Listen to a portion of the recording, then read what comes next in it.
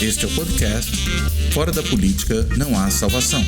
A versão em áudio do canal do YouTube Fora da Política Não Há Salvação, produzido por mim, o cientista político Cláudio Couto.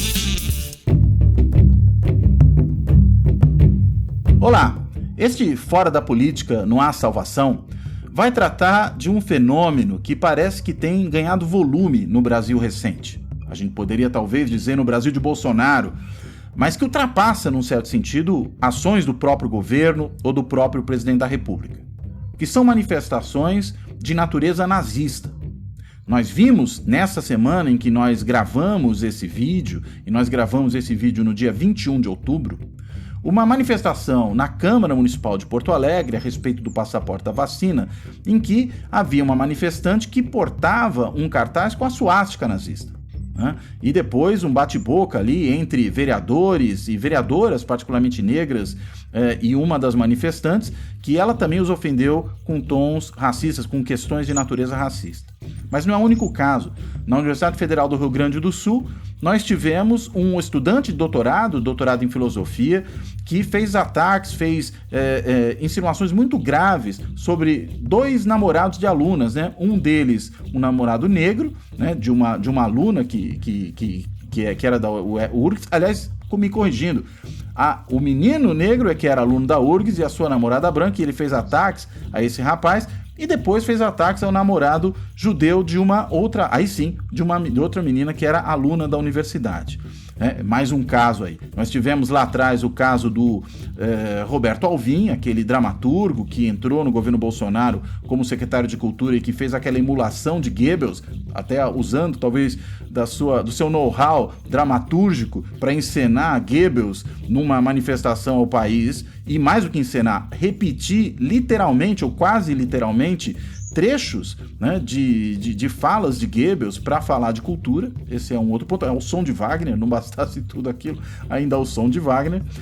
E nós temos visto também outras manifestações, uma moça que fez aniversário também no Rio Grande do Sul, que decorou o bolo com uma imagem de Hitler.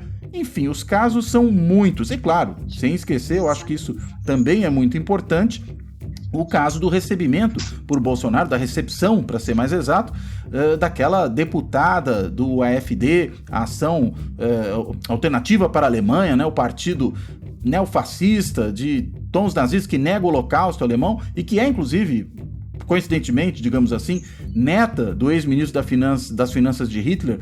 O Bolsonaro a recebeu no Palácio do Planalto, e não bastasse ele ter recebido, seu filho se confraternizou com ela, outros membros do governo. Foi um périplo ali entre os bolsonaristas, né? Gente do Congresso, deputada Bia Kicis e por aí vai. Em suma, o que está acontecendo?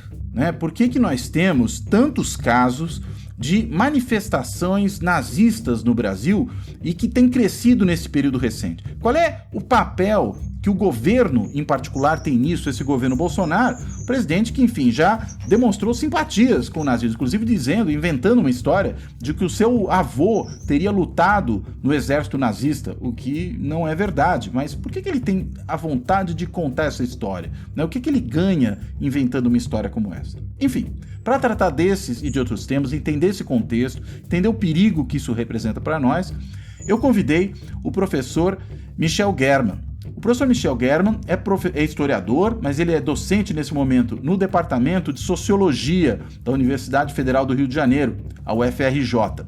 Além disso, ele é coordenador do Núcleo de Estudos Judaicos da UFRJ, ele é pesquisador do Centro de Estudos de Israel e Sionismo da Universidade Ben Gurion, em Israel, e ele também é pesquisador do Instituto Brasil-Israel.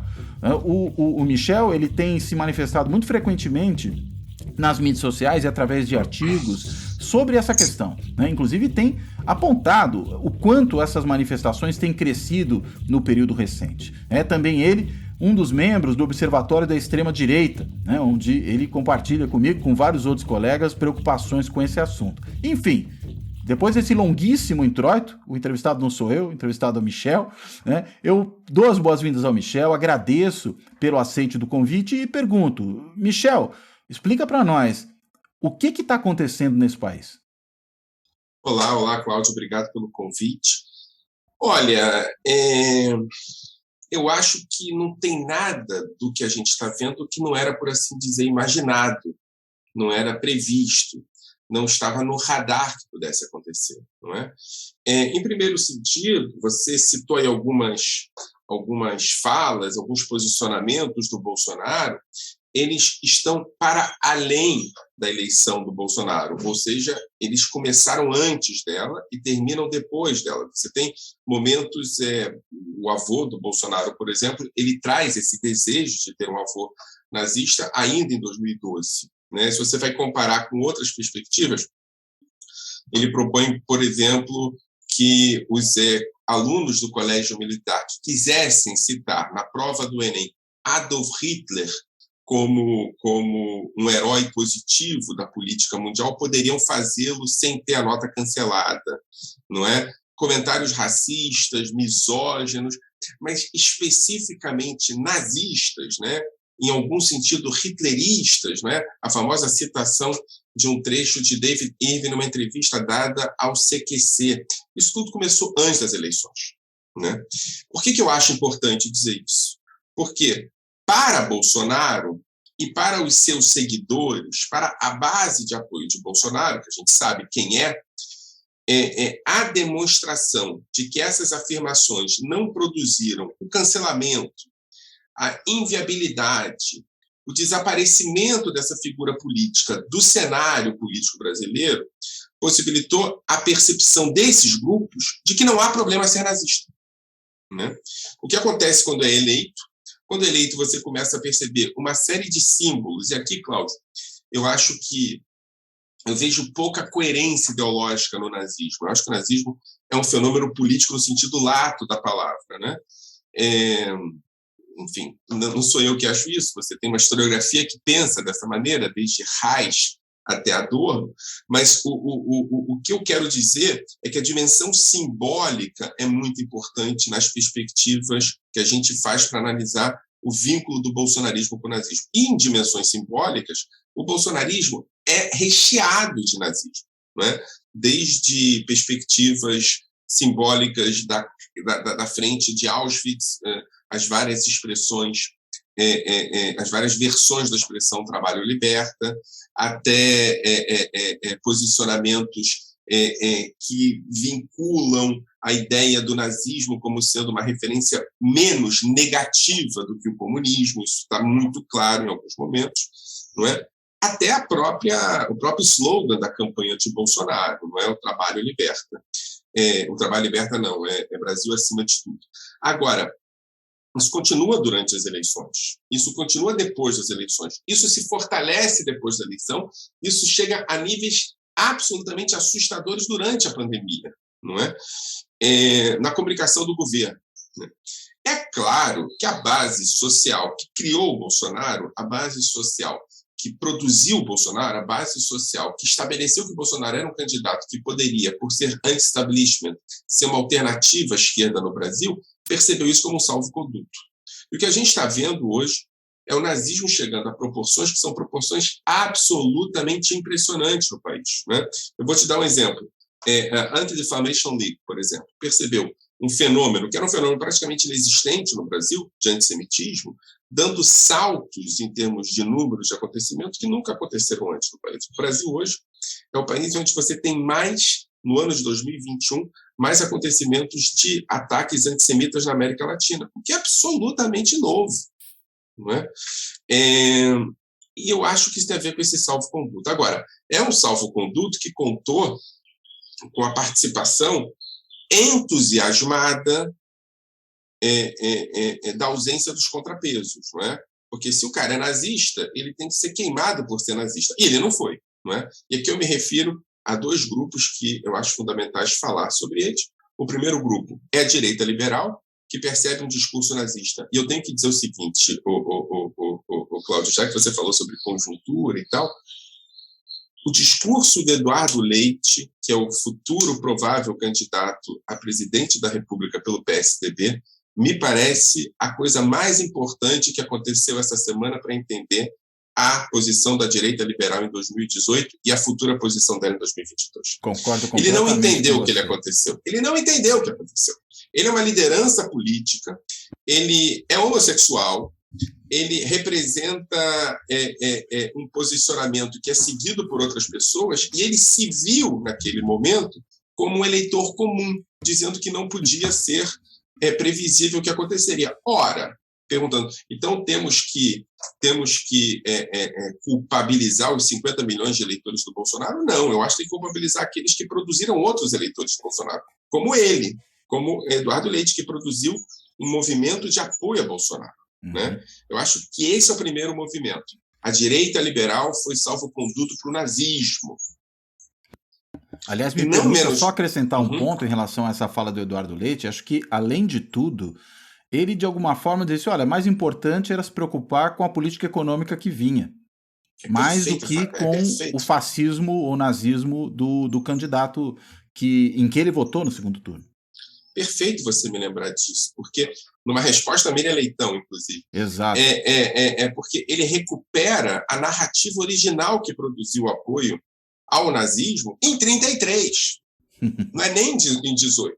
É essa narrativa que fez com que a direita liberal apoiasse Hitler, essa mesma narrativa que fez com que a direita liberal apoiasse Bolsonaro, e a mesma narrativa que fará com que a direita liberal apoie Bolsonaro em 2022, ou seja, isso dá salvo-conduto para que os nazistas que não comem com a mão, por assim dizer, que não tomam banho, saiam às ruas atacando as pessoas. Agora, não menos importante, Cláudio, e na minha opinião mais chocante, é que, ao contrário do que acontece em outros lugares do mundo, né, como, por exemplo, nos Estados Unidos, na França, na Hungria, na Áustria, na Polônia, o momento em que uma extrema-direita com cores nazistas se estabelece como uma candidatura viável, há um fortalecimento do movimento de que as comunidades históricas vítimas do nazismo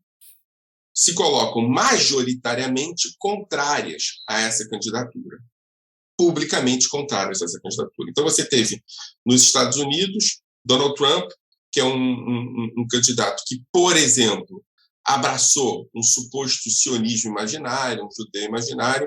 Ele teve a menor proporção de votos da comunidade judaica no Partido Republicano da história. Chegou a pouco mais de 20%. Né? Na França, a comunidade judaica se nega a sentar com Le Pen, imagino que agora a mesma coisa com o candidato à direita de Le Pen, dizendo que o DNA de Le Pen proíbe que eles se sentem junto com ele. A comunidade judaica, não estou me referindo à esquerda judaica, não. A Federação Nacional Francesa. Na Hungria, a mesma coisa. Negação da candidatura de Orbán, de Viktor Orbán, acusando de vínculos com o nazismo. Nem coincidimos com o nazismo. Né? Na Polônia, aconteceu a mesma coisa, a comunidade judaica é muito pequena, mas um posicionamento claro a favor do candidato do campo democrático. Né? Na Áustria, que talvez seja o caso mais importante de todos, né? O candidato do partido de extrema-direita se coloca no poder e tem condições concretas de vitória quando a comunidade judaica articula um depoimento histórico de uma sobrevivente do Holocausto dizendo não façam isso. O candidato perdeu as eleições. No Brasil, ao contrário disso tudo, a comunidade judaica racha e institucionalmente não se posiciona publicamente contra o nazismo. Mais do que isso, abraça Bolsonaro no seu discurso, talvez dos mais importantes, que é o discurso que ele coloca, o ABC da sua perspectiva, anti-quilombola, racista, homofóbica, com perspectivas de superioridade racial, esteticamente com a bandeira de Israel atrás, o que, na Hebraica do Rio de Janeiro, o que pode ter produzido efetivamente uma espécie de colapso estético na acusação de que ele era nazista. Né? Como é que você vai dizer que ele era nazista ou não? Agora, veja bem, eu disse que a direita liberal foi o elemento fundamental para você entender a ascensão do bolsonarismo nazista, e digo que a comunidade das vítimas mais importantes do nazismo também foi fundamental na sua atitude. Agora, o que eu quero dizer é o seguinte, eu te dei outros exemplos, Hungria, França, Estados Unidos, etc. e tal. Me parece que esses outros exemplos provam que o posicionamento da comunidade judaica brasileira tem muito mais a ver com o Brasil do que com os judeus, que mostra que os dois campos, a direita liberal e a comunidade histórica das vítimas, são, na verdade, o mesmo campo. Agora, por que tem muito mais a ver com o Brasil? Peraí, só para explicar um pouquinho melhor isso. Porque comunidade judaica vai ser comunidade judaica em qualquer lugar, a rigor, né? Tem uma série de valores, uma série de princípios, tem uma história, inclusive das suas próprias famílias, que se relaciona com isso. Por que essa leniência, né? E até mais do que leniência, essa, digamos, cumplicidade de uma parte da comunidade judaica importante com o fascismo bolsonarista? E, portanto, com o nazismo, né, como você aponta. Sim, eu diria que uma parte importante, porque são a parte das instituições. Institucionalmente, a comunidade judaica não reagiu. Ela reagiu individualmente, ela reagiu produzindo racha. Você tem um racha que até hoje é um racha que continua muito forte, de grupos de esquerda, progressistas, liberais, contra a institucionalidade. Agora, você não tem uma instituição judaica que se coloca em termos representativos e supostamente centralizados, uma federação israelita, uma confederação que se coloca de maneira concreta contra o Bolsonaro, ao contrário do que acontece na França com Le Pen, ao contrário do que acontece nos Estados Unidos com o Trump, ao contrário do que acontece na Hungria. A pergunta que você faz é por quê, não é? Eu acho, e isso eu estou escrevendo um livro sobre isso, né, com a professora Misha Klein da Universidade de Oklahoma, sobre o judeu imaginário. Eu acho que o que acontece no Brasil é que há a formação de uma nova comunidade judaica, que é uma comunidade judaica político-ideológica, e não uma comunidade judaica cultural e étnica, como aquelas comunidades judaicas que você tem em outros lugares do mundo. Nessa comunidade judaica político-ideológica, o que se produziu foi a entrada de elementos que são elementos da extrema-direita, não necessariamente judeus. Alguns elementos, inclusive, não judeus, evangélicos, de extrema-direita, vinculados à branquitude. E os que foram expulsos dessa comunidade são aqueles que são presentes historicamente na comunidade judaica, né? Judeus de esquerda, sionistas de esquerda, liberais, reformistas, etc. E tal. O que acontece no Brasil é um processo que eu chamo de conversão e desconversão. Conversão de uma direita ao judaísmo e desconversão de progressistas do judaísmo, né? Por que isso acontece no Brasil? Ora, eu acho que o que está acontecendo em paralelo, e eu acho que o judeu é somente um termômetro disso, nada mais do que isso, o que está acontecendo em paralelo no Brasil é que o Brasil de 2001, de Fernando Henrique Cardoso, até 2013, né, de Dilma Rousseff, é um Brasil que promove uma recuperação, um reestabelecimento, uma reflexão sobre o seu passado, incluindo grupos que são excluídos historicamente dos seus processos históricos de exclusão social. Então, negros, mulheres, gays, indígenas começam a receber direitos que foram vilipendiados durante 150, 200 anos, alguns até 500 anos. Não é? A classe média brasileira branca começa a perceber isso como ameaça. E começa a perceber isso como ameaça, propondo a ideia de que a perda de privilégios é, na perspectiva deles, perda de direitos. E o ganho de direitos é, na perspectiva das populações excluídas, ganho de privilégios. Então, aqui você tem uma contradição de percepção. Os que estão perdendo privilégios se veem como estando perdendo direitos. E os que estão ganhando direitos são percebidos como ganhando privilégios. O que se produz é um colapso do Brasil. A ideia da democracia racial que cai na percepção pública é substituída por uma democracia daqueles que estão dentro. E os que estão fora são percebidos como os que não podem gozar de direitos democráticos, né? O que eu acho, Cláudio, para fazer de uma longa história curta, é que o Brasil teve acesso a um candidato que prometeu um novo passado para ele, que produziu um novo passado. A eleição do Bolsonaro se deu por um novo passado. Agora, vejam bem, um país que é constituído a partir da ideia de país do futuro estabelece a noção de que a relação com o passado é menos importante. Importante é a comunidade de destino e não a comunidade de origem. O que acontece com os governos de centro-esquerda do Brasil é que a relação com a comunidade de origem é colocada na mesa. Eu não sei se você já se deu conta, mas a gente tem milhões, dezenas de milhões de pessoas nesse país que não têm o direito de saber de onde vieram. Porque foram arrancadas do território e foram despidas de sua história. Quando o Brasil coloca na mesa a necessidade histórica de dar direito de memória a essas pessoas, isso cria um colapso na ideologia dominante que produz Bolsonaro. E aí, a comunidade judaica se transforma no Brasil, diferente dos outros lugares que eu citei, numa comunidade de brancos, privilegiados, e que olham para os negros como ameaça. Agora, se você para analisar o que acontece nas outras comunidades de imigrantes, né, que conseguiram ascender socialmente, italianos, japoneses, etc., o resultado vai ser mais ou menos o mesmo, se não pior. Nessas comunidades de brancos, né, que ascendem socialmente, Bolsonaro também foi melhor, foi mais eleito, foi mais votado do que o Haddad. O que nos assusta nesse caso é que uma certa pedagogia do Holocausto, uma certa história da Segunda Guerra Mundial serviu muito pouco para evitar que os judeus, que eram necessários dessa vez, mais do que qualquer outro lugar da história do país, se colocassem contra o fascismo. Ao contrário, eles embarcaram no fascismo. O que nos mostra que o Holocausto não ensina nada a ninguém.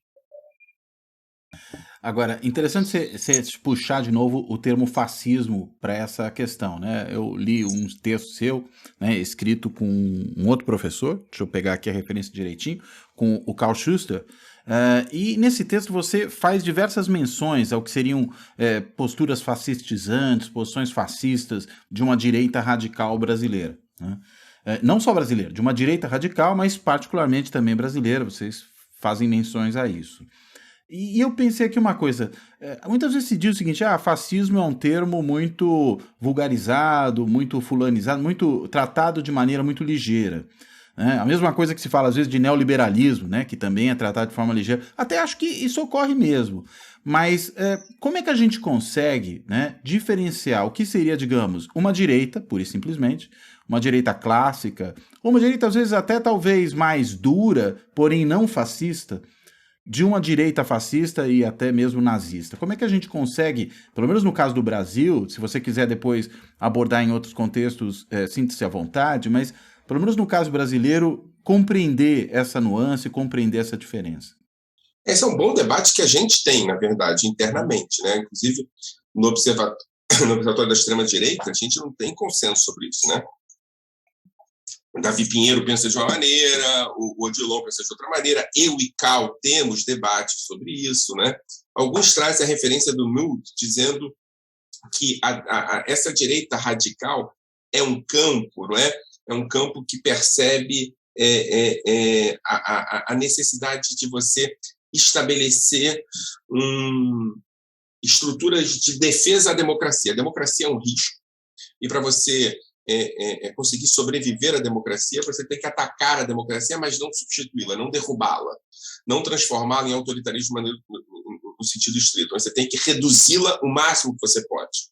Esse campo da direita radical, você tem dentro dele grupos de extrema-direita, grupos de direita fundamentalista, etc. e tal, o que ele geralmente é hegemonizado por uma direita radical que olha para as conquistas, para a expansão dos direitos, para as transformações sociais de maneira negativa, não é? Então, alguns autores vão dizer, olha, a gente está falando de um campo da direita radical, né? No caso do fascismo, e aqui eu tenho que dizer, por minhas posições, que isso é interessante, Cláudio, o que está acontecendo agora, por minhas posições com relação a Israel e o sionismo, eu, Michel German, fui tratado durante muitos anos como fascista por setores da esquerda. Né? É interessante você perguntar para esses setores da esquerda o que eles estão dizendo agora, né, com relação a mim, que eu fui tratado como fascista, que é assustador. O tamanho da vulgarização desse termo nos diz o seguinte: quanto mais você usa esse termo, menos esse termo é relevante quando você precisa utilizar de fato.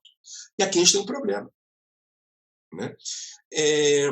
Agora, como é que eu localizo os fascismos? Não é? os fascismos são localizados, em última instância, com um desejo de retorno imediato ao passado, com descontinuidade dos direitos, recuperação de uma situação anterior a ele e punição daqueles que receberam direitos. Não é? No caso do fascismo italiano, tem uma relação com o futuro, mas um futuro depois de passar por essa perspectiva de limpeza do passado. Tem a dimensão da escolha das vítimas e dos inimigos que vão sendo produzidas a partir das dinâmicas da contemporaneidade, ou seja, é inimigo, não é adversário político, esses inimigos vão sendo construídos a partir das suas demandas. Tem uma série de questões que coloca os fascismos europeus, o fascismo brasileiro, como uma perspectiva política, de novo, menos coerente ideologicamente, mais coerente em termos de prática política, né, de percepção de mundo, claramente no campo desse fascismo e já para além da democracia radical. No caso do bolsonarismo, Cláudio, eu acho que a gente tem muito pouco dificuldade, porque não somos nós que estamos chamando o Bolsonaro de nazista, é ele. Né? Quando o Bolsonaro aciona a simbologia nazista, quando o Bolsonaro aciona a gramática nazista, quando o Bolsonaro aciona a prática nazista, o que a gente tem que fazer como observador, como historiador, como sociólogo, dar direito a que o campo se identifique. E Bolsonaro se identifica como nazista o tempo todo. Né? Se não de maneira explícita e pornográfica, o acionamento da gramática está lá. Né? Então, acho que aqui, no caso, a gente pode ter alguma dificuldade de entender até que ponto a direita radical é uma ultradireita ou uma extrema-direita em outros lugares do mundo. Nesse caso específico do bolsonarismo brasileiro, a gente está falando de um personagem político que tem vínculos muito poderosos com o nazismo, não porque eu digo que os tem, mas porque ele disse que tem. Aliás, é interessante, você falou disso agora e eu lembrava do caso do Roberto Alvim, né, que eu mencionei logo na abertura da nossa conversa. E eu me recordo muito bem, né, quando isso aconteceu, que houve a manifestação do Alvim, ela teve uma imensa repercussão. Eu estava até, ironicamente, na Alemanha, nesse dia, dentro de um trem, começando a ler as notícias, falei, gente, que loucura isso aqui. E passaram-se horas sem que o governo tomasse qualquer providência mais efetiva. Aliás, ao contrário, o Bolsonaro chegou a defender o seu ministro e minimizar o caso. Né? Ministro não, secretário, mas, enfim, faz às vezes de ministro da Cultura. E só depois de horas, quando percebeu que o resultado era realmente muito complicado para ele politicamente, é que ele tomou uma providência que foi a de demitir o ministro, né? Ou o secretário. Agora, cá entre nós, né? Foi muito condescendente, não viu problema algum naquilo desde o começo, né? Olha, a minha situação, já que você falou da tua experiência pessoal quando você viu o vídeo, deve ser parecida com a sua, porque eu estava 6 horas à frente, estava num encontro que estava acontecendo na Palestina, estava na cidade de Belém, acordei mais cedo para me preparar para o dia de encontros e tal, tomei banho, liguei o computador e vejo aquela cena. Né? Eu não vou repetir a palavra que eu falei, mas são aquela palavra formada por 3 palavrinhas com uma conjunção no meio, dizendo, na hora, assim, ninguém precisa ser um grande especialista em nazismo para reconhecer aquilo que estava acontecendo. E comecei a ligar para o Brasil, né, que estava no meio da madrugada, e as pessoas começam a ver e começam a se dar conta do que estava acontecendo. Né? Eu tenho que dizer para você que os colegas para quem eu liguei perceberam aquilo de maneira imediata, ou seja, a gente não está falando de alguma coisa no absoluto subterrâneo. Tá? E eu acho que o exemplo do Roberto Alvim é um exemplo muito importante, porque é um exemplo que eu costumo dizer que resume o governo Bolsonaro. Né? O governo Bolsonaro, como vários grupos dessa nova direita nazista, tem dois lugares de prática, né? O subterrâneo e a superfície. A superfície é de galhofa. A superfície é quase que, sei lá, um cassino do Chacrinha, né? Bacalhau para todo mundo, quem quer, etc. E aí ri, chama, xinga, ofende. Mas é aquela coisa do sincericídio, do verdadeirão, do tio do WhatsApp. É aquela coisa assim, puta, você exagera muito. Não, vocês são muito sérios, eu quero um brincalhão, etc. O subterrâneo é nazista. O subterrâneo é nazista. E de vez em quando esses caras ousam, de vez em quando eles vão além e trazem do subterrâneo, a partir daquilo que se chama de apito de cachorro, a ideia de que mediações entre subterrâneo e superfície são possíveis. Acenam para a base e constroem novas bases. Essa é a dialética. Acena para a base e constrói novas bases. A estética é poderosa, é heróica.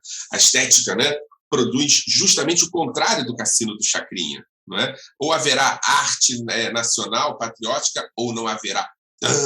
Wagner ao fundo, a fotografia do Bolsonaro, que poderia ser a fotografia de qualquer outro tirano, inclusive do Hitler, o que era no original. É tudo muito... Né? Então, de repente, aquela base da galhofa que está esperando que taquem bacalhau, olha e fala assim, putz, tem coisa séria. Aqui a gente tem a produção exata do subterrâneo tentando virar superfície. Subterrâneo tentando virar superfície. E é claro que Bolsonaro sabia do que se tratava. Ninguém contrata um secretário especial de cultura que faz isso sem saber. Assim, é claro, né? E aí, desculpa usar um termo vulgar, mas aí as pessoas começam a exigir que Bolsonaro demita o cara. Limpando o cocô com bosta. Bolsonaro demita o cara, né? E ele reage, não sei o quê, e uma semana, em 2 dias, o cara está demitido. Né? Como se a produção estética de conteúdo fosse exclusivamente ligada ao sujeito. É claro que todo o resto continua lá. Mas eu acho, né, a gente vai ver depois o Trabalho Liberta, a gente vai ver depois outras referências. Mas eu acho que o que a gente... uma referência importante também é do famoso referência daquele ministro da Educação, dizendo que tem um líder e uma nação. Né? Olha, é um festival de nazismo. Mas eu acho que o mais importante nessa história do Rodrigo Alvim é a relação dialética entre subterrâneo e superfície. Aliás, é importante também, acho que, lembrar uma outra coisa, né? Você falou da estética. O quanto... Você até fez uma menção há pouco a isso, mas deixa eu só pedir para a gente aprofundar um pouquinho essa questão. O quanto Israel comparece nesse discurso, né? A bandeira de Israel, em particular, nas manifestações bolsonaristas. Teve um momento até que a bandeira de Israel, numa daquelas manifestações em frente ao Palácio do Planalto, estava ao lado do presidente lá em cima, né? Estavam todos os manifestantes atrás da grade, mas o presidente lá em cima estava com a bandeira de Israel ao seu lado. Né? Mesmo a discussão que ele fez sobre a mudança da embaixada brasileira, né, de Tel Aviv para Jerusalém, ou seja, há toda uma invocação de Israel que a gente sabe que passa também muito pelos evangélicos e tudo mais. Agora, isso cria mais confusão ainda, né? Isso produz uma, digamos, dissonância cognitiva em relação à expectativa que se tem sobre um governo de perfil nazista, mas ao mesmo tempo um governo de perfil nazista que faz loas a Israel o tempo todo. Isso deixa a cabeça de todo mundo muito confuso, né? Não é novo, né, Cláudio? Eu acho que não é novo. Aliás, desculpa, só uma última lembrança que eu tive agora. Na mesa do Eduardo Bolsonaro, quando ele recebeu a deputada da AfD, tinha uma bandeirinha de Israel sobre a mesa, né? Aquela mesa, se você me permite, está tudo ali também, é outro resumo. Uma coisa que a gente não pode reclamar do Bolsonaro é que ele não produz material de pesquisa para nós, né? Então, vamos trabalhar essa mesa. Essa mesa, você tem, por assim dizer, a liderança que se encaminha para ser o sucessor do líder, conversando com uma nova comunidade internacional, que vai ser uma comunidade alternativa às comunidades hegemônicas, ou seja, o liberalismo, multilateralidade. Ali você tem a conversa de um embaixador de facto, com futuros embaixadores de facto de um regime, que é um regime que se imagina também ultraconservador e reacionário. Você tem no canto a fotografia do líder, uma espécie de para o líder, né? Aquela coisa do Fier se produzindo como alguém que está em todo lugar, mesmo estando ausente, não é? Uma bandeira do Brasil em outro lugar, uma pequena bandeira de Israel ali na mesa. A única bandeira estrangeira que está localizada naquele lugar é a bandeira de Israel, que é pequena. Né? Isso é importante, pequenininha. Aquela bandeira, ela serve, na minha opinião, de 2 formas. A primeira forma é a dimensão pragmática que você situou aí, que é a ideia do vínculo com os evangélicos. Que, Cláudio, me permita dizer, eu acho que não é só com os evangélicos. Você tem uma comunidade de grupos de direita radical e de extrema-direita que olham para aquela bandeira com perspectivas ideológicas, né? Eu vou me referir a eles aqui. São 3 além dos evangélicos. Aqueles que percebem Israel como uma barreira contra o Islã e contra o Oriente, né? Que são, por assim dizer, os grupos orientalistas, né? O segundo grupo, o grupo ultraliberal, que percebe Israel a partir de uma perspectiva imaginária do neoliberalismo, daquilo que a gente chama de startup nation, de que as pessoas tomam decisões por si, não precisam do Estado, não é? São criadoras do capitalismo, né? O terceiro grupo, o grupo da branquitude, a ideia de que Israel serve como um exemplo fundamental das comunidades de vítimas. E aqui, veja bem, Cláudio, isso é uma novidade, na minha opinião. Se a escravidão produz a ideia de que é uma comunidade de vítimas não brancas no Brasil, o Holocausto, nessa gramática, produz a percepção de que é uma comunidade de vítimas brancas. Então, os judeus são, nessa gramática da extrema-direita, as vítimas brancas. É por isso que eles interessam.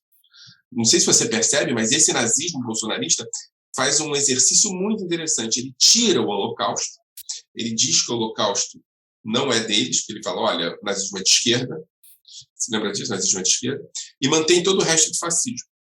E a quarta questão é a questão dos evangélicos, que colocam Israel como sendo o reino de Israel e não o Estado de Israel. Esses 4 elementos são profundamente antissemitas. Profundamente antissemitas. É o judeu como criador do capitalismo, é a branquitude como referência fundamental, é o judeu armado, esqueci de falar do judeu armado e violento, Israel armado e violento, é o judeu branco, né? Então, foram utilizados historicamente contra os judeus, são os antissemitas. Então, você tem essas 2 perspectivas. Israel, e não é a Israel concreta, Israel contraditória, Israel de Estado, é Israel imaginária, Israel que produz uma representação sobre Israel sem contar com os judeus. E aqui Bolsonaro não pede licença para os judeus. Bolsonaro impõe aos judeus isso, promove a conversão e a desconversão.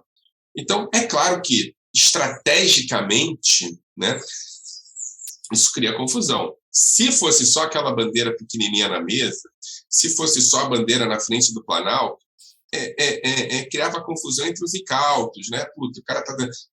Agora teve a famosa bandeira na hebraica do Rio de Janeiro. Então, assim, estrategicamente é importante, ideologicamente é importante, pragmaticamente é importante. A única alternativa era que a comunidade judaica saísse desde o início, a partir das suas instituições, dizendo não em nosso nome. Quem saiu foi um setor da comunidade judaica, mas não a comunidade judaica como um todo, porque eu acho que ela também gozou do desejo de expressão da branquitude brasileira de dar um basta à expansão dos direitos. Agora, você, no seu texto, né, com Schuster, você aponta diversos aspectos do que caracterizaria o fascismo, né, para tentar entendê-lo. Você mencionou agora há pouco um deles que é muito importante, que é esse mito do passado, né? Aliás, você usa também uma discussão importante, que é a da ideia de mito, né? E a gente sabe que o Bolsonaro, inclusive, é chamado de mito pelos seus fãs mais ardorosos. Eu entendo também que tem um aspecto que acho que está presente no texto de vocês, mas eu vou aqui explicitar de uma outra forma. Acho que ele não está talvez dito da maneira como eu vou falar, mas está posto ali, que é um irracionalismo de base, né? O fascismo, me parece que um dos elementos definidores dele é esse irracionalismo de base, né, que está presente no bolsonarismo, que mobiliza muito mais afetos que razão, que explica também por que um governo tão catastrófico quanto esse mantém uma avaliação resistente ali em cerca de 1/4 da sociedade, que acho que está mobilizando mais identidades, afetos, uma dimensão irracional da sociedade, dos eleitores, do que propriamente uma avaliação das suas políticas públicas. Queria que você explicasse um pouco melhor essa definição e quando é que a gente separa nazismo de fascismo de um modo geral, né? Qual é o grau, qual é a nuance aí que nos permite dizer, não, o Bolsonaro não é só fascista, é nazista? Uhum. Vou começar com a segunda pergunta, porque ela é bem concreta, né? O fascismo e o nazismo têm a mesma natureza política. O nazismo é uma forma de fascismo a partir dessas perspectivas, da racionalidade, da associação com vínculos poderosos com a massa, a ideia do desejo e a ideia da mobilização das paixões, a produção de inimigos imaginários e concretos para a manutenção de uma identidade, a produção da violência como alternativa concreta de solução de questões. A gente está falando da mesma coisa. O nazismo tem uma dimensão que é uma dimensão explícita de antissemitismo. Porque, veja bem, aqui tem um problema. A gente está numa crise desse conceito, tá, Cláudio? Uma crise bem interessante do conceito de antissemitismo. Porque o antissemitismo tem pouquíssimo a ver com o judeu, tal qual o racismo tem pouquíssimo a ver com o negro, tal qual a misoginia tem pouquíssimo a ver com a mulher. O vínculo que eles têm, é daí que eu tiro o conceito de imaginário, é com o judeu imaginário, com a mulher imaginária, com o negro imaginário. Não é? A produção que se faz sobre. Não é? Historicamente, o antissemitismo foi visto como o ódio ao judeu, que, na verdade, produziu políticas que solucionassem a questão dos judeus. Né? Mas, como análise, o ódio não é aos judeus, é a percepção que se tem dos judeus. Agora, de onde é que vem essa percepção que se tem dos judeus, que é importante entender tanto no fascismo quanto no nazismo? Ela vem de dois elementos fundamentais. O primeiro elemento é o elemento da degeneração. Esses caras promovem degeneração. E aqui pode ser a degeneração do sistema, no caso dos judeus, pode ser a degeneração sexual, no caso dos homossexuais, pode ser a degeneração econômica, no caso dos comunistas. A ideia de degeneração, a ideia de que estava tudo bem, esses caras chegaram e apareceram e começaram a ficar mal, tem a ver com o vínculo com a modernidade, sabe? A ideia de que... O que a modernidade é no sentido mais lato da palavra? A modernidade é a possibilidade de inclusão de pessoas que estavam fora. Né? No sentido... O que é modernidade? Né? Pegando o Karl Polanyi. A modernidade é a expansão de direitos para pessoas que não tinham direitos e que entraram de maneira na perspectiva econômica na produção. Então você começa a dar direito, você começa a ver pessoas, né? As pessoas exigem direitos e as pessoas fazem parte dessa comunidade política que não havia antes, né? Essas pessoas, para usar o termo do Norbert Elias, os newcomers, né? Os que chegaram depois, são vistos como degeneradores, né? Tava tudo bem, era tudo perfeito. Putz, esses caras chegaram, então vamos botar uma quarta marcha para o passado, vamos dar uma rede quarta, rápido, né? É aquilo que o Herth chama de revolução reacionária, revolução típica da modernidade. Ele fala, não, a revolução é para trás, né? Então essa é a primeira questão. A segunda questão tem a ver com conspiração, e aqui é fundamental. Né? Conspiração, que vem da mesma origem. No caso da conspiração judaica, é a ideia de que essas transformações tão rápidas, que estão acontecendo tão imediatamente ao nosso redor, são resultado da presença de pessoas que aqui não estavam. Né? Que aí tem aquela e que não deveriam estar, né? E que não deveriam estar. Aqui tem aquela dimensão de circunstancialidade. Como é que o Moro falava? Moro não, o Dallagnol falava, eu não tenho provas, eu tenho convicções. Olha que coisa importante. É o mesmo lugar do Dallagnol. Né? Porque não tem nenhuma prova que justifique a presença de newcomers com as transformações. Mas tem muita coisa acontecendo depois que esses caras chegaram. Só pode ser isso. E aqui eu estou fazendo uma pequena provocação do que eu acho que tem relação profunda entre, por exemplo, um processo de punição, de criminalização da política a partir da perspectiva das convicções, Cláudio. Eu não preciso provar nada. Eu tenho convicção de que esse cara é culpado. E aí o culpado pode ser o Lula ou pode ser o judeu. Não tem nenhum problema. O problema é que eu tenho que respeitar as minhas convicções. E aí você cria a conspiração.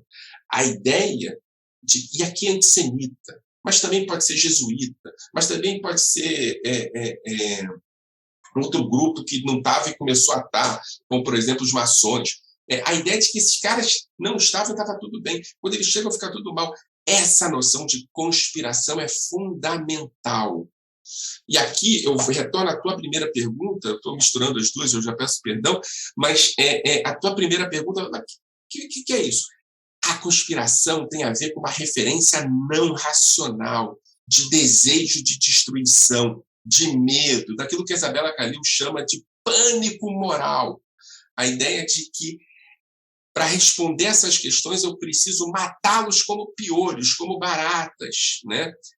Mas não faz nenhum sentido, não importa, eu tenho convicções, eu tenho irracionalidade, eu tenho desejo, e desejo moral de destruição daqueles que me produziram mal, né?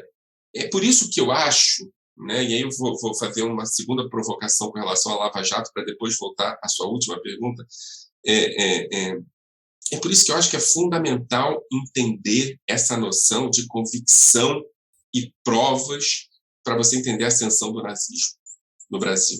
A ascensão do nazismo no Brasil se deu por conta do salvo-conduto a provas. Eu preciso, para odiar o outro, ter convicções. Eu não preciso mais provar alguma coisa. Para punir o outro, eu não preciso mais provar alguma coisa. Eu preciso só ter convicções. É impossível que um cara de esquerda não seja ladrão, que um negro não seja degenerado, que um judeu não seja conspirador. Por quê? Porque eu acho que é impossível. A Lava Jato abriu a porta desse inferno. Desse inferno. Por fim, mas por que você fala que o Bolsonaro é nazista e não fascista? Não sou eu que falo, é o Bolsonaro que fala.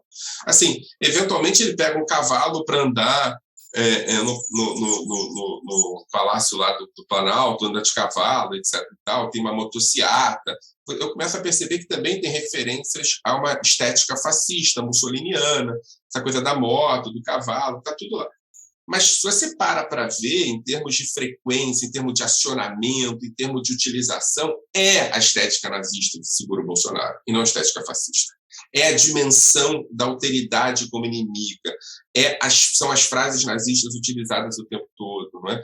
É por isso que eu acho que aqui, e eu acho que isso é um trabalho fácil para historiador e para sociólogo, a gente não precisa ter muita dúvida, é só escutar o campo. Aliás, interessante isso que você está dizendo.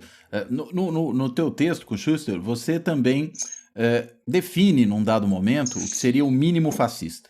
Né? Isso. Ou seja, aquilo que permite que nós entendamos exatamente do que nós estamos falando.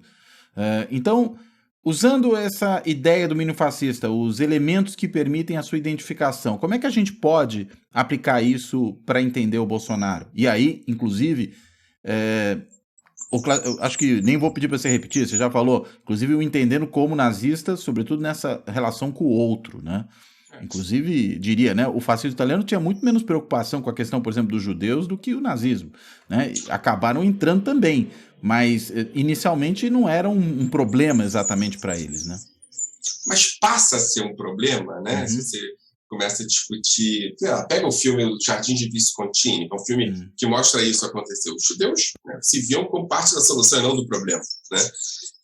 Passa a ser um problema porque gramaticalmente, porque no fundo o fascismo não tem problema com a gramática antissemita. E a gramática antissemita está no mínimo fascista, no mínimo fascismo, que é basicamente a ideia de produzir. E veja bem, eu sei que é difícil entender isso, eu estou tendo problemas sérios políticos com isso que eu vou falar agora, mas estou tendo, né? É do jogo, né? É do jogo. Mas vincular a vítima direta à definição do discriminador é um problema epistemológico. O discriminador não tem o direito de vincular a vítima direta. Ele ataca a vítima direta porque ele vê na vítima direta, né? Estou usando aqui a categoria do William Reich, ele vê na vítima direta aquilo que ele imagina que ela seja e não aquilo que ela é. Né? Então, quando você produz uma relação entre a vítima direta e o objeto do seu ódio, você está produzindo uma relação que tem a ver com você e não com a vítima direta. Né? Por que eu estou falando sobre isso, Cláudio? Por que o fascismo italiano não reagiu às demandas do fascismo alemão de perseguição aos judeus, no caso das leis raciais? Né?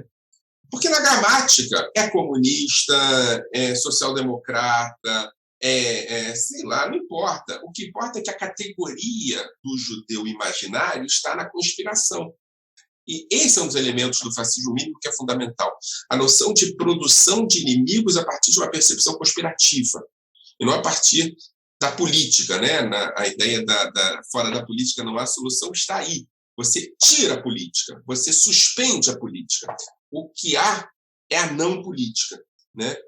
E você está falando muito do Bolsonaro, que é um nazista, mas tem um outro cara que é um fascista, talvez um fascista clássico, né? Um fascista que andaria muito feliz por Roma nos anos 20, um fascista que gostaria de participar das motocicletas, que é o Sérgio Moro, né? E aí, sem acionar as dimensões mais gramaticais do nazismo, especificamente, a ideia da punição, a ideia da conspiração, a ideia do ódio, a ideia da produção da violência, a ideia da convicção anterior às provas. A gente está falando aqui de uma dupla que produziu o que a gente está vendo no Brasil. É o fascismo e o nazista. Quem ganhou o debate político foi o nazista, que me preocupa muito sobre o Brasil. Aliás, interessante você trazer o Moro para essa conversa, né? Porque a gente, lá no começo, apontou aquela relação entre um certo neoliberalismo brasileiro, uma direita liberal, no sentido econômico, pelo menos, né? E esse, mais do que flerte, né? Esse apoio, de fato, ao fascismo na eleição do Bolsonaro, que inclusive não gerou arrependimento em uma boa parte dela. E no Moro, eu diria, tem um outro, eu costumo chamar isso de doença infantil do liberalismo tupiniquim, né? Esse lavajatismo, essa crença na punição como uma punição que vai nos sanear, né? Vai produzir uma limpeza, vai gerar tudo de maneira muito mais adequada, né? Que tem uma sutileza, num certo sentido maior, claro, comparado com a brutalidade explícita do Bolsonaro, mas que também, na prática, produz uma violência muito grande, né? E realmente, você tem razão, abriu as comportas. A sutileza é relativa, né? Uhum. Eu acho que tem algumas falas ali que são falas que são... Primeiro, eu adoraria que fosse Tupiniquim. É uma pena que não é Tupiniquim, até porque produziu um fortalecimento do genocídio indígena no Brasil. Né? Isso sim, é um ponto, você tem razão. Isso sem dúvida nenhuma. Não é Tupiniquim. O que aconteceu com o relatório da CPI, por exemplo, a ideia de que você não pode chamar de genocídio, porque olha só, eu já vou falar sobre Moro, tá? Só aproveitando a brincadeira com Tupiniquim. O que aconteceu no relatório da CPI é que o debate não era sobre genocídio. Assim, eu vou dizer para você, tá, Cláudio, eu acho que houve genocídio no Brasil, inclusive em relação a políticas deliberadas de produção de morte de grupos específicos não indígenas. Tá? Se a gente pega Manaus... Na pandemia, particularmente. Na pandemia. Não de forma mais ampla. Não, na pandemia. Se você... A palavra genocídio é outra palavra que a gente tem que discutir, porque tal qual o fascismo e tal qual o nazismo, quando chega a hora de utilizá-la, a gente fala que está forte demais, né? Exato. É um problema, né? E tem a questão, desculpa, só te interromper aqui, da estratégia jurídica, né? Até que ponto a tipificação de genocídio é uma coisa com chance de prosperar depois nos tribunais ou não, que acho que foi uma preocupação de muita gente ali, inclusive da Silvia Steiner, né? Eu acho que foi uma estratégia espetacular tratar o debate como crime contra a humanidade que possibilita a ida direto ao Supremo Tribunal e depois ao Tribunal de Haia. Tá? Eu não estou discutindo isso, não. Eu estou discutindo o debate público sobre o relatório antes do relatório, né? A ideia de uma edição de um editorial do Globo dizendo que o genocídio é um exagero para falar de Bolsonaro. Tá? É isso que me importa, a ideia de que o presidente da CPI fala assim, não houve genocídio. Se ele dissesse, a gente tem uma estratégia jurídica aqui, que eu acho que é acertada, tá? Eu acho que seria um equívoco manter a coisa... Agora, a preocupação, se você pega para escutar o presidente da CPI, se você pega para escutar o editorial do Globo, você tem que saber quem escreveu aquele editorial, se bem que vocês sabemos de quem é a mão que está ali, né? Mas tem a ver com genocídio indígena.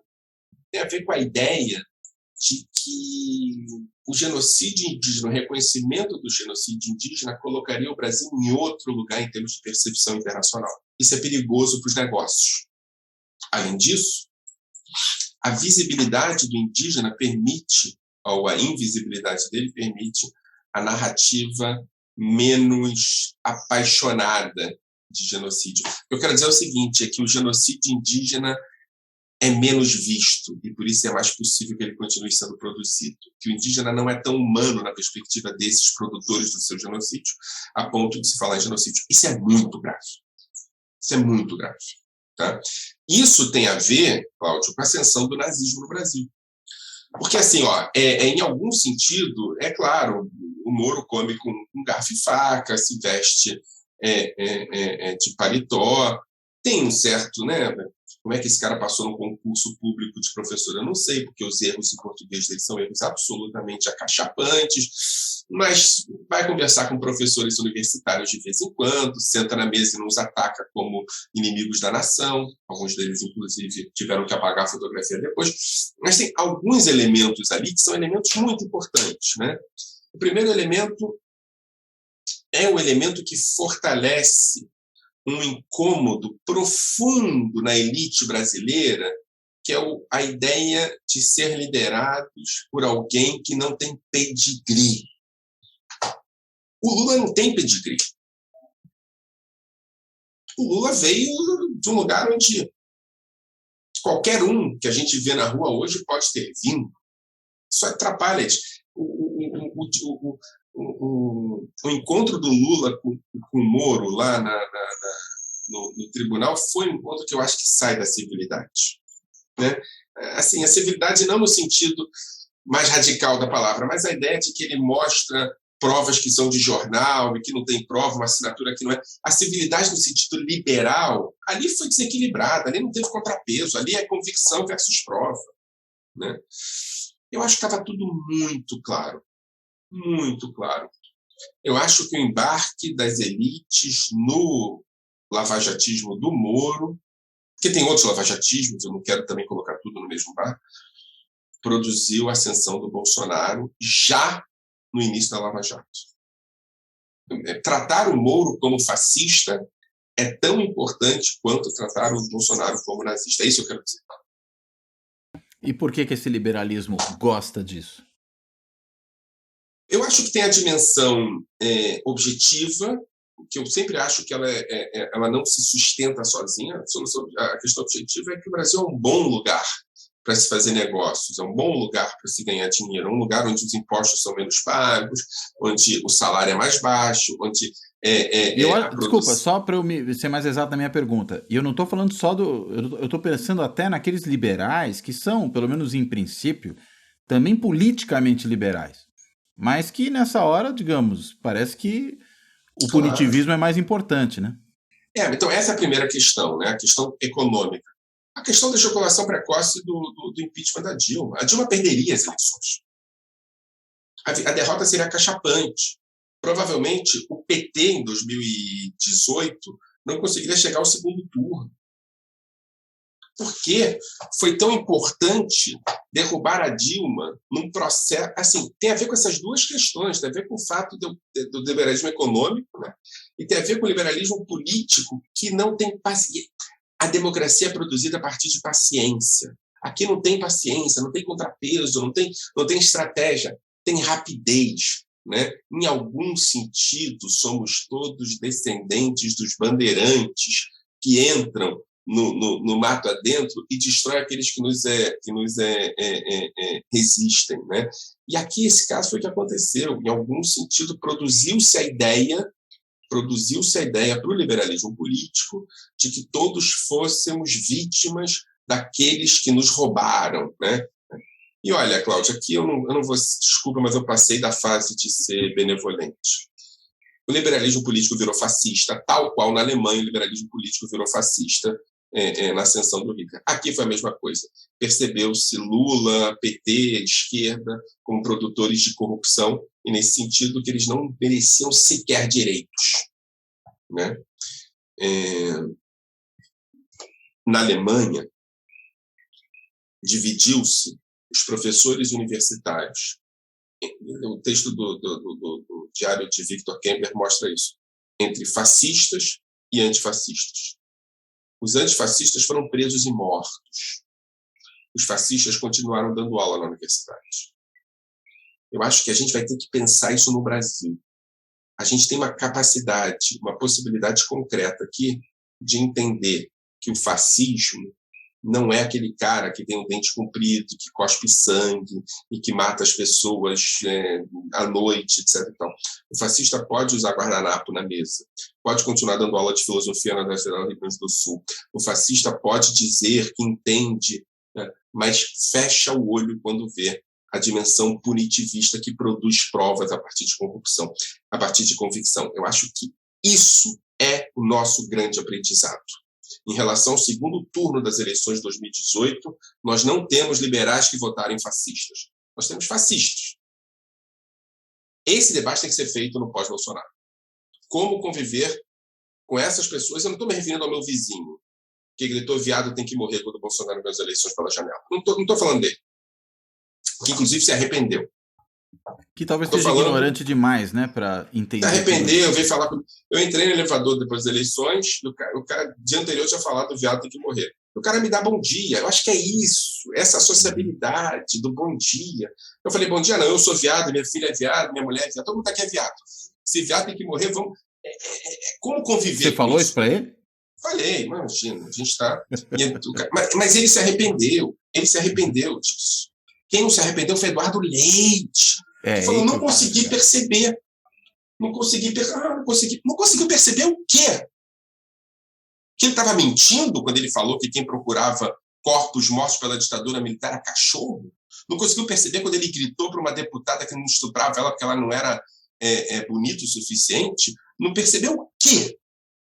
Eu não estou falando do nazismo, porque eu não estou exigindo que Eduardo Leite leia um livro sobre nazismo.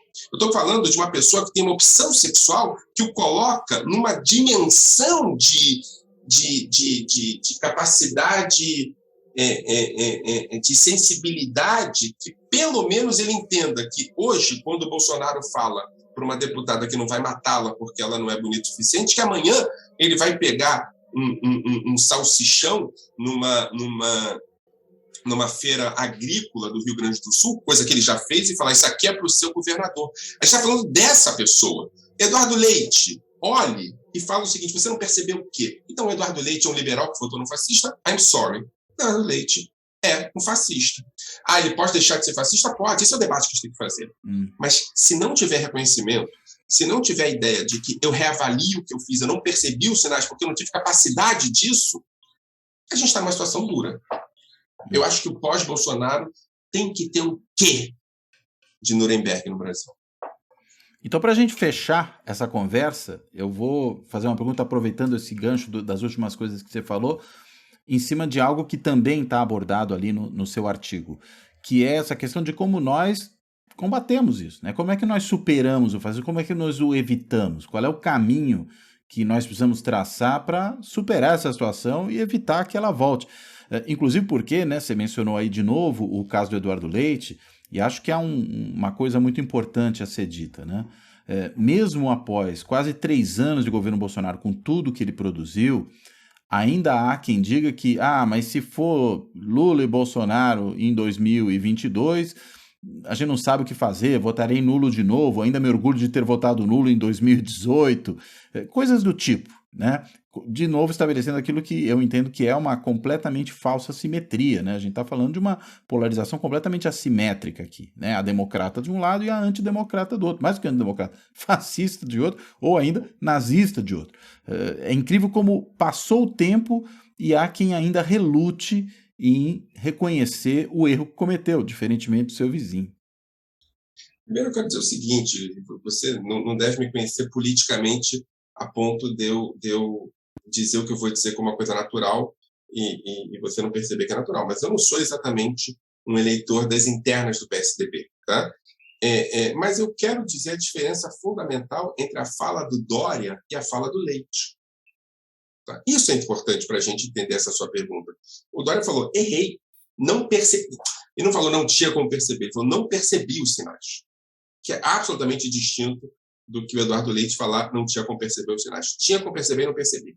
Eu acho que a construção, né, de um campo antifascista no Brasil urge de ser feito. A gente tem que começar os debates, tem que começar a construção, tem que começar a percepção de que é fundamental conversar com as pessoas que não são do nosso campo, que são de outro campo, tem que convidar Dórias para o debate, tem que exigir de Leites posicionamento, tem que perceber quem ainda não entendeu e quem é que pode entender. A gente tem que sair das nossas bolhas e construir diálogo com aquelas pessoas. Não com as pessoas que ainda votam no Bolsonaro, mas com aquelas pessoas que têm medo de uma alternativa que não seja a alternativa que elas querem. A construção da ideia de que o segundo turno das eleições é um segundo turno que pode evitar o fascismo é fundamental. E evitar o fascismo significa votar no antifascista, seja ele quem for, né? Eu estava conversando outro dia com um colega, eleitor do Bolsonaro no segundo turno, e ele ficou muito impressionado quando ele fez uma pergunta e eu respondi de maneira absolutamente direta. Ele falou, olha, no segundo turno entre Bolsonaro e Amoedo, em quem você votaria, Michel? Eu sempre já falei Amoedo, e iria para a rua fazer campanha para Amoedo. Tá? E olha, isso não tem nenhuma simpatia política ideológica, Amoedo. Nada, zero. O Amoedo, para mim, é tão ausente de simpatia contra o Bolsonaro, na minha perspectiva pessoal. Mas o Amoedo é um antifascismo nesse momento. Né? Eu acho que o voto antifascista, a política antifascista, o isolamento do bolsonarismo e dos bolsonaristas é fundamental. Né? Eu vou exagerar, Cláudio Couto. Eu vou dizer assim, ó, tem uma pessoa que precisa ir à rua, fazer autocrítica e pedir desculpa no Brasil, que não é o Bolsonaro. O Bolsonaro não vai fazer isso. Isso não está na gramática política dele. Não se pode esperar isso dele, né? Não se pode esperar, porque ele é nazista. É Sérgio Moro e seus aliados. Né? Mas também não pode esperar isso. Eu não espero. Mas os aliados do Sérgio Moro precisam ir para a rua entender que entre punitivismo e justiça é preciso ficar com a justiça, mesmo que o punido seja seu inimigo. Essa é a gramática política que a gente tem que utilizar. A ideia de que a política tem que ser o lugar do combate ao fascismo e não da produção do fascismo. Né?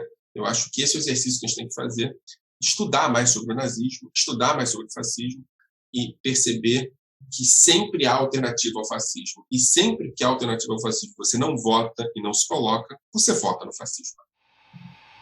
Muito bom. Excelente, Michel. Impressionante.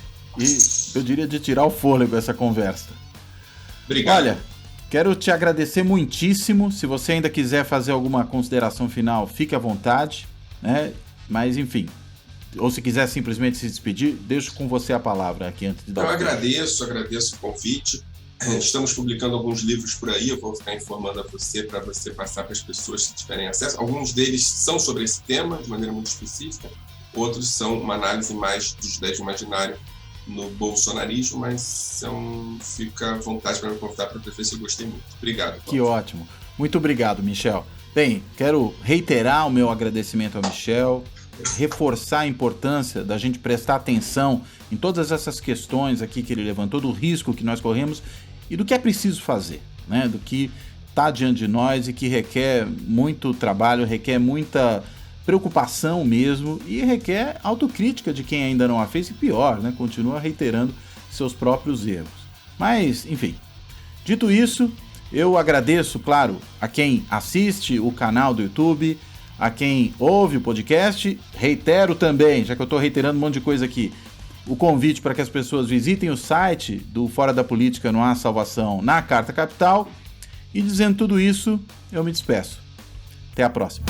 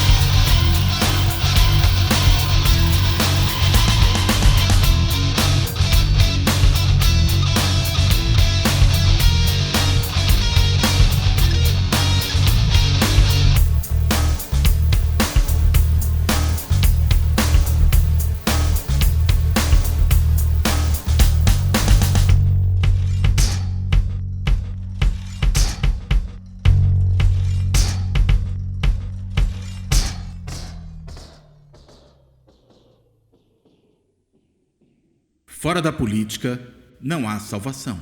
Um podcast para discutir política. Também disponível no canal do YouTube.